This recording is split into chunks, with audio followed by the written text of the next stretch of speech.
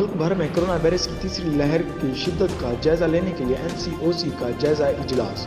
मुल्क भर में कोरोना SOPs पर सख्ती से अमल दरामद करवाने के लिए मुल्क भर में वसी पैमाने पर लॉकडाउन का फैसला किया गया है।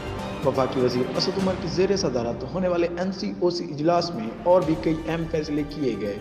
फैसलों की रोशनी में कोरोना से बचाव के लिए सख्त प्रोटोकॉल्स पर अमल दरामद यकीनी बनाया जाएगा। मुल्क भर में हंगामी सूरत के अलावा नकल हरकत की इजाज़त नहीं होगी। तमाम कमर्शियल सरगर्मियाँ रात 8 बजे तक बंद करने की हिदायत जारी कर दी गई। पूरे मुल्क में इंडोर डाइनिंग पर मुकम्मल तौर पर पाबंदी होगी, जबकि आउटडोर डाइनिंग की इजाज़त रात 10 बजे तक होगी। तमाम कमर्शियल सरगर्मियाँ रात 8 बजे तक बंद करने की हिदायत जारी कर दी गई। हफ्ते में 2 रोज़ कारोबार मुकम्मल तौर पर बंद रखे जाएंगे। कारोबार की बंदिश के दिन का फैसला सुबह करेंगे। आउटडोर तकरीबात में 300 अफराद के इज्तिमा की इजाज़त होगी।